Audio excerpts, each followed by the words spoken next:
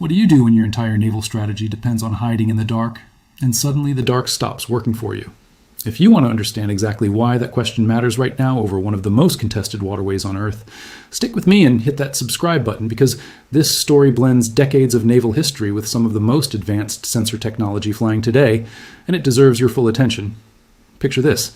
Somewhere above the Strait of Hormuz, in the middle of the night, a dark gray aircraft circles quietly at around 7,000 feet.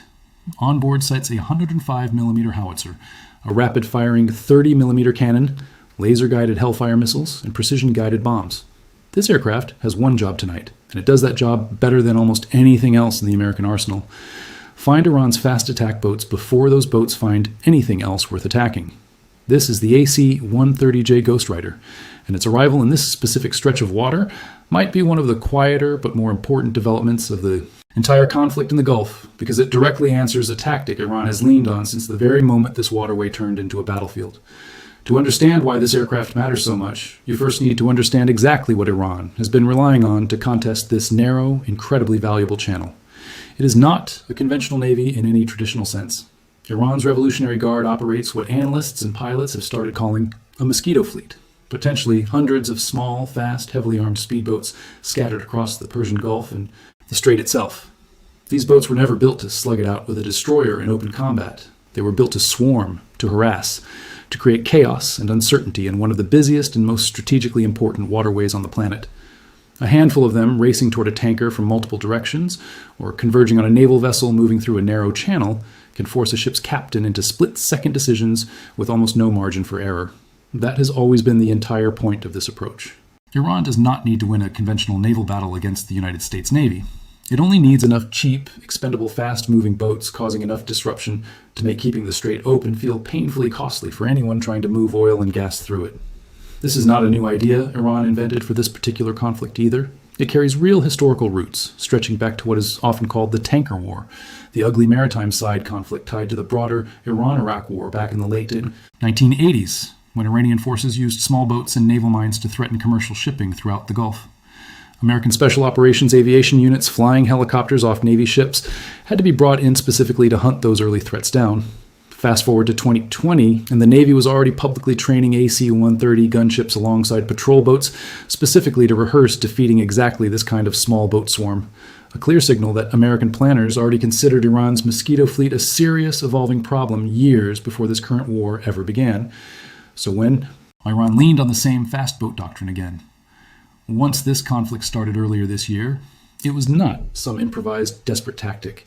It was the continuation of a strategy the regime had been refining for nearly 4 decades, and one the United States had quietly been preparing specific answers to for almost as long. If this kind of deep military history genuinely interests you, hit that like button right now, because understanding how this fight actually started makes everything that follows make so much more sense. Let's walk through how the confrontation over this waterway actually opened, because it sets up exactly why an aircraft like the AC-130 became necessary in the first place.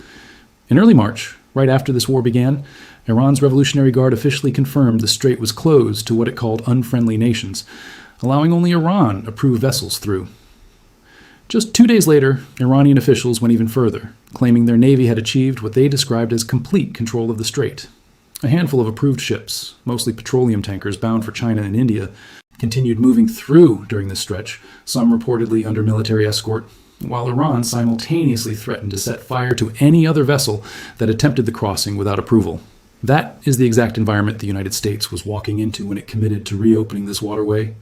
By force, a choke point Iran was actively claiming to control through a mix of naval mines, boarding operations, missile threats, and that scattered fleet of fast boats running interference against anything lacking Tehran's blessing. The American response came in layers, and it escalated methodically. In mid-March, Central Command announced it had used multiple bunker-penetrating munitions, 5,000-pound bombs, against underground missile silos built directly into the Iranian coastline near the strait. Precision strikes specifically designed to punch through rock and concrete to destroy where Iran had been storing cruise missiles and anti-ship weapons. Just 2 days after that, the broader Strait of Hormuz campaign officially began, a sustained air operation carried out by American and Israeli forces, specifically targeting the naval vessels and armed boats Iran was using to enforce its claimed control over the waterway. It is right in that same window, the last week of March, that the Ghostriders started showing up. According to confirmed sightings and open-source flight tracking, at least 3 AC-130J Ghostrider gunships passed through a Royal Air Force base in England between March 24th and 27th, refueling en route on their way to join the broader operation in the Persian Gulf. These aircraft belong to 2 specialized units based out of Hurlburt Field in Florida, each squadron typically operating somewhere around a dozen aircraft, with additional aircraft assigned to a training wing in New Mexico. Reports at the time indicated at least 4 total AC-130s were somewhere in the broader Middle East theater, with 3 specifically confirmed operating in and around the Strait of Hormuz itself. Now let's actually talk about why this specific aircraft, out of everything in the American arsenal, was chosen for exactly this mission, because the answer reveals just how deliberately this entire counterboat campaign has been designed. The AC-130J costs roughly $165 million per aircraft, and every dollar of that price buys a genuinely unique set of capabilities that almost nothing else in the fleet can match for this specific kind of target. Start with the sensors and the loiter time. Unlike a fast-moving fighter jet that streaks over a target area and disappears within seconds, the AC-130J is built to stay on station for hours at a time, circling slowly using advanced targeting sensors to track individual boats moving across open water in real time, distinguishing genuine threats from civilian fishing vessels or ordinary commercial traffic, and building a complete picture of exactly what is moving where before ever engaging. That patience matters enormously against a target set like Iran's fast boats, which are specifically designed to hide within the general clutter of civilian maritime traffic, crowding one of the busiest shipping lanes on Earth, striking quickly, then melting back into that same clutter. A weapon system that can watch, wait, confirm, and only then engage with precision is a fundamentally better match for that threat than something built purely for speed and a single fast pass. Then there is the weaponry itself, which genuinely reads like a menu built specifically to dismantle a small boat swarm from multiple ranges and threat profiles at once. Mounted on the aircraft is a 30mm automatic cannon capable of putting sustained, accurate fire onto a fast-moving target at range. Further back sits something considerably heavier, a 105mm howitzer firing roughly 3 rounds a minute, powerful enough that crews sometimes informally call it the bunker buster of the aircraft's onboard arsenal, even though its actual role here is engaging boats rather than fixed structures.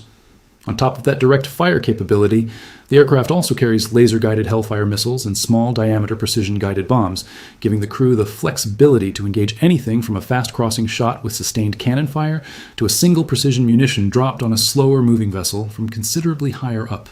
That is an extraordinary range of engagement options packed onto one airframe, specifically useful against a threat that might range from a single-armed speedboat making a run at a commercial tanker to a coordinated group of several boats attempting to swarm a naval vessel from multiple directions simultaneously.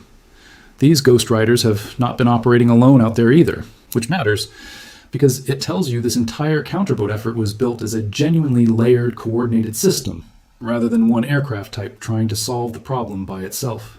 Those 3 AC-130Js have reportedly been flying together with roughly 2 dozen A-10 Warthog attack aircraft and numerous Army Apache helicopter gunships, all hunting the same targets across the same stretch of water at night, typically around 7,000 feet of altitude. Think about what that combination actually provides. The A-10, an aircraft already legendary for close support and ground attack work, brings its own rapid-firing cannon and precision munitions into the mix. The Apache helicopters bring a lower altitude, more agile platform that can close in quickly on a target. The AC-130's sensors have already identified from higher up, and the Ghostrider itself sits above all of it, watching, tracking, coordinating, and engaging with the widest range of weapons options of any single asset in that formation. That is not 3 separate hunting parties operating independently. That is a single integrated kill chain, purpose-built to make sure nothing put on the water in this strait goes unnoticed or unengaged once it has been identified as a genuine threat. It is worth digging a bit deeper into what makes this specific gunship variant such a leap forward compared to older AC-130 models that have flown similar missions in past decades, because the improvements are not purely cosmetic. This aircraft represents the most modern iteration of a lineage stretching back to gunships first developed during the Vietnam War era, but this version brings a level of sensor fusion, precision-guided weaponry, and networked targeting data sharing that those earlier aircraft never had access to. Where an older gunship might have relied more heavily on a gunner's direct visual identification, this newer model integrates modern electro-optical and infrared sensors capable of picking out a small, fast-moving object against open water at night from thousands of feet up. then cross-referencing that track against other surveillance assets in the area before a single shot is ever fired. That matters enormously in an environment as crowded and legally sensitive as the Strait of Hormuz, where misidentifying a civilian fishing boat as a threat would carry serious diplomatic and humanitarian consequences. The entire value of this aircraft in this specific mission rests on being both extremely lethal and extremely precise at the same time, distinguishing a genuine fast attack boat making an aggressive approach from the hundreds of other small vessels legitimately using this waterway every single day for fishing, local transport, and ordinary commerce. There's also an important tactical detail worth understanding about why operating at night specifically matters so much for this mission. Iran's boat crews have historically preferred operating under cover of darkness precisely because it has always been harder for a defender to visually track and respond to a small, fast target when visibility is poor. That is the same logic that has driven decades of naval doctrine around night raids using small craft. But an aircraft equipped with modern infrared and low-light sensors completely flips that advantage around. Darkness that once provided real cover for these boats now does essentially nothing to hide them from a Ghostrider's targeting systems, while simultaneously making it considerably harder for those same boat crews to visually spot the aircraft circling silently above them.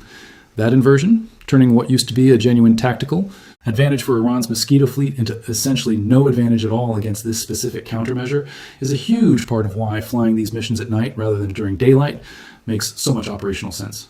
We are now well past the first stretch of the story, and here's something worth pausing on. If you have ever wondered what it actually takes to counter a decades-old guerrilla-style naval tactic with modern technology, share this video with someone who thinks naval warfare is only about big ships fighting big ships, because sometimes the real fight is about who can see through the darkness first. Now let's talk about the sheer density of firepower this specific combination of aircraft represents, because it is easy to read through a list of aircraft types without fully grasping the scale involved. Roughly 24 A-10 Warthogs is not a small commitment of resources by any measure. That is an entire dedicated squadron's worth, sometimes more, of one of the most heavily armored, most feared close air support aircraft ever built, each carrying its own rotary cannon capable of shredding lightly armored targets at close range alongside a range of precision munitions. Add in numerous Apache helicopters, each bringing their own chain gun along with Hellfire missiles and rocket pods, all operating in close coordination with the AC-130s circling above. That is not a modest patrol looking to deter opportunistic harassment. That is a genuinely overwhelming concentration of precision firepower, purpose-built and forward-deployed specifically because American planners assessed that Iran's fast boat threat across this waterway was serious enough to warrant exactly this level of sustained, coordinated response. It is worth remembering just how personally dangerous this specific threat has already proven itself to be throughout this conflict, which is exactly why that scale of response was deemed necessary in the first place. Earlier in the war, during one coordinated engagement, Iranian forces actually opened fire on American destroyers, transiting the strait, launching missiles, drones, and a swarm of small boats all at once. The response that day came from Apache and Seahawk helicopters, sinking 6 of those boats within hours. A clear demonstration that when this exact doctrine gets tested directly against a prepared American response, it tends to end badly and quickly for the boats involved. The AC-130 deployment effectively extends that same lesson from a single dramatic engagement into a sustained nightly presence, ensuring the kind of rapid, decisive response that defeated Iran's boats during that one specific attack is now available as a standing, continuous capability across the entire strait every single night, rather than something only mobilized after an attack has already begun. It helps to think about the difference between a reactive capability and a standing one, because that distinction is really at the heart of why this deployment matters so much strategically. A reactive capability, helicopters scrambled after an attack has already begun, still gets the job done, as that earlier engagement proved. But reactive responses come with an inherent cost. Damage has already occurred by the time help arrives. A missile has already been launched. A boat has already made its run at a tanker. A standing, continuous presence changes that entire equation. It means the response is not waiting to be triggered by an attack. It is already circling overhead, already watching, already positioned to intervene before the situation ever escalates that far. That shift from reactive to preventive is arguably the single most important strategic change this deployment represents. There's also a broader question worth sitting with about what happens to Iran's naval doctrine more broadly if this specific countermeasure proves as effective over the coming months as its early deployment suggests it might. Iran has invested heavily across decades in exactly, but this asymmetric small boat strategy, specifically because it never had the conventional naval resources to compete with American carrier strike groups and guided missile destroyers in anything resembling a fair fight. If the fast boat doctrine, that has underpinned so much of Iran's maritime strategy in this war, stops being viable, genuinely stops being able to operate with any reasonable expectation of survival once it engages, that leaves a significant gap in Iran's overall approach to contesting this waterway. Mines remain an option, though those come with their own detection and clearance countermeasures. American forces have also been actively working against throughout this war. Coastal anti-ship missiles remain a threat too, though systematic American strikes have already targeted exactly those kinds of hardened coastal launch positions built into Iran's shoreline. Piece by piece, across nearly every layer of Iran's strategy for contesting the Strait of Hormuz, American forces appear to be closing off the specific tactical options that doctrine depended on. And the AC-130 deployment represents one of the more recent and arguably more decisive pieces of that broader puzzle. It is worth sitting with the tactical reality here, rather than just the hardware specifications. For decades, Iran's fast boat doctrine has relied heavily on the assumption that speed, numbers, and the general chaos of a crowded shipping lane would give these boats enough cover to strike and disappear before any meaningful response could be organized. That assumption made a lot more sense in an environment where the primary American response option was a destroyer's onboard weapon systems, useful and lethal in their own right, but limited by the ship's own field of view and the simple physics of trying to track a small, fast target from sea level in a crowded waterway. An AC-130 circling overhead at altitude with sensors specifically built to distinguish individual small vessels against open water fundamentally breaks that assumption. There is no longer a reliable window where a fast boat can dart out, make its attack run, and vanish back into the general maritime clutter before anyone with the means to respond even notices it happened. The entire premise of the Mosquito Fleet doctrine, that overwhelming a defender's attention with speed and chaos creates usable gaps, runs directly into an aircraft whose entire purpose is patient, sustained, wide-area surveillance specifically designed to close exactly those gaps. There is also a psychological dimension to this deployment worth understanding, because a weapon system like this does not just need to actually engage targets to be effective. It needs to be known to be there hunting at all times to actually change the calculation of anyone considering launching a boat toward a commercial tanker or an American warship in the dead of night. Once Iranian boat crews understand that a Ghostrider might be circling silently above them at any given moment, watching through sensors that can pick out a small vessel against open water in total darkness, the entire risk calculation for even attempting a run shifts dramatically. That is precisely the kind of deterrent effect American planners have been building toward with this deployment, not just the tactical capability to engage individual boats after the fact, but the broader strategic effect of making the entire Mosquito Fleet doctrine feel considerably riskier and considerably less likely to succeed than it did before these aircraft showed up in theater. If you have made it this far into the story, you clearly care about understanding the details rather than just the headline. So here is a genuine question for the comments once this video ends. Do you think a deterrent this visible actually changes behavior over time, or does an adversary eventually adapt and find a workaround no matter how effective a countermeasure initially seems? I would genuinely like to read your take. Now, it is important to give the honest, complete picture here too, because deploying a powerful weapon system into a theater does not automatically mean every single threat gets neutralized instantly. Iran's fast boat doctrine has not simply disappeared just because the Ghostriders arrived. Throughout this war, Iran has continued attacking commercial shipping in and around the strait. And according to figures tracking the broader crisis, since it began, at least 17 merchant ships have sustained damage over the course of this conflict, with several ultimately abandoned by their crews and casualties reported among seafarers across various incidents. So this is not a story about a single aircraft type instantly and completely solving an entire strategic problem. It is a story about a specific, purpose-built countermeasure being introduced against a specific, persistent threat, gradually shifting the balance of that particular fight in America's favor over time, even as the broader war around the strait continues, playing out across multiple other fronts simultaneously, from the naval blockade against Iranian ports to ongoing tanker interdiction operations. There is a reason military analysts following this deployment closely have flagged it as something worth watching, especially carefully going forward. One former pilot, discussing the significance of these gunships operating in and around the strait, made the point that if ongoing ceasefire talks between Washington and Tehran were ever to collapse entirely, the AC-130s already positioned in theater could become one of the very first visible signs that a much larger escalation was beginning. That is a genuinely important framing to understand, because it tells you these aircraft are not simply sitting in reserve, waiting for some hypothetical future crisis. They are already forward deployed, already flying active missions. already integrated into the broader air and naval picture over one of the most contested waterways in the world. Which means any dramatic uptick in their activity, any sudden intensification of the mission, tempo we have just described, would itself function as an early warning signal for anyone paying close enough attention to this specific corner of the war. Let's zoom out for a second and think about why this particular weapons platform ended up being the right tool for this particular job, because it says something interesting about how modern warfare keeps circling back to solutions that look almost old-fashioned compared to the headline grabbing technology dominating most coverage of this war.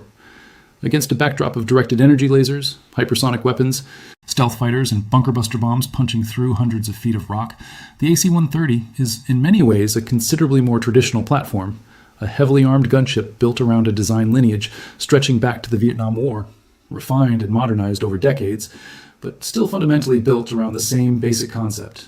A slow, patient, heavily armed aircraft that circles above a target area and brings overwhelming, sustained firepower to bear on exactly what it is watching.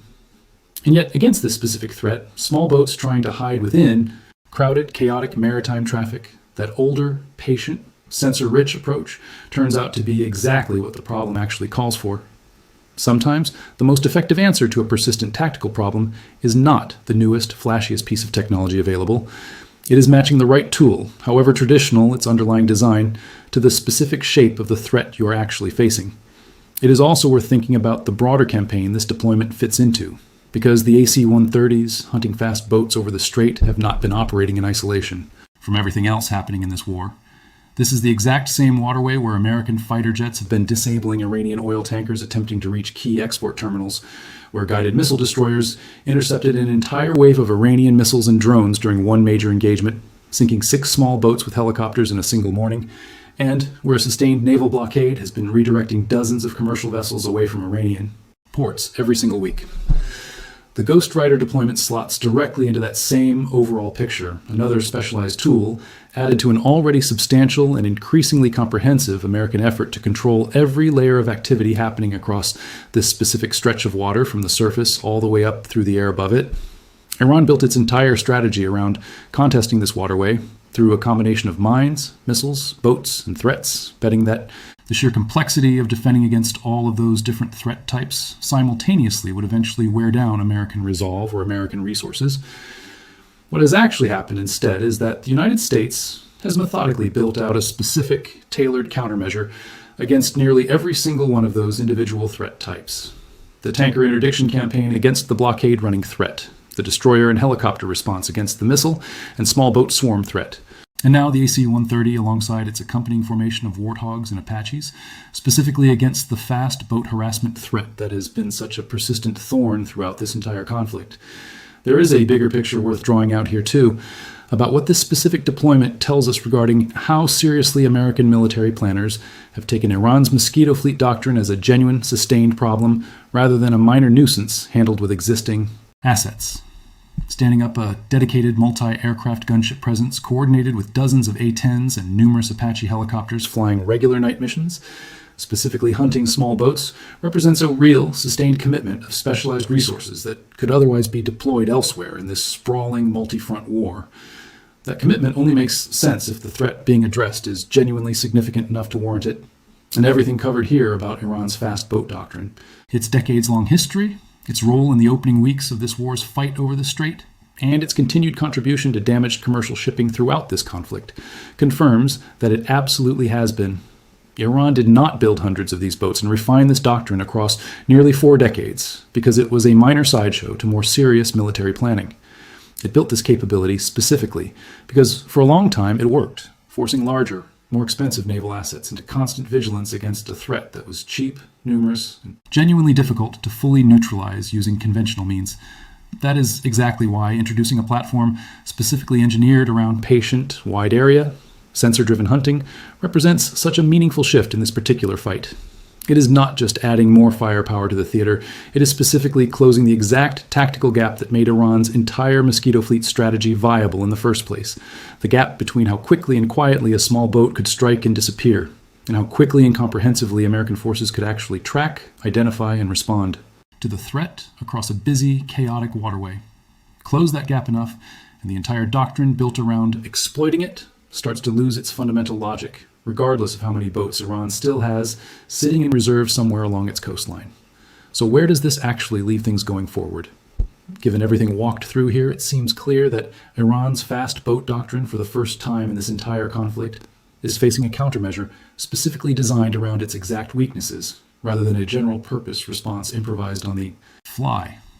That does not mean the threat disappears overnight, and it certainly does not mean every single Iranian boat crew is suddenly going to think twice before attempting a run at a passing tanker. But it does mean every single attempt now carries a meaningfully higher chance of being spotted, tracked, and engaged before it can accomplish anything by an aircraft specifically built, funded, and forward deployed to do exactly that.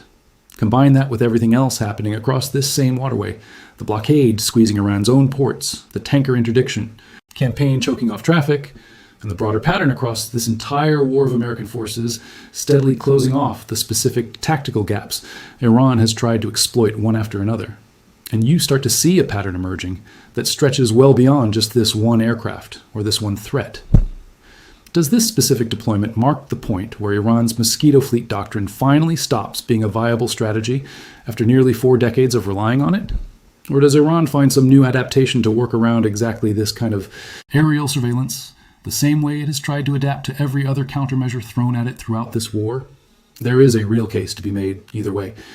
Iran has shown across this entire conflict a genuine capacity for adapting its tactics once a specific approach stops working, whether that means shifting how it frames its missile and drone claims once those claims keep getting debunked, or negotiating a cooperative framework once a unilateral closure of the strait proved unsustainable against direct military pressure.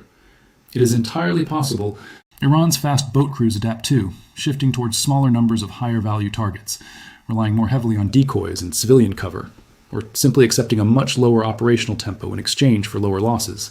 But adaptation under this level of sustained pressure is a fundamentally different position than the one Iran started this war in, when its mosquito fleet doctrine could still credibly claim to threaten the entire waterway on its own terms. What makes this story genuinely worth following closely is not just the impressive hardware circling silently above the strait every night. It is what that hardware represents, a specific answer built patiently over years, deployed at exactly the right moment, targeting the exact weakness in a doctrine that has caused real disruption and real damage for months. Distance, darkness, and chaos used to be Iran's greatest allies out on that water.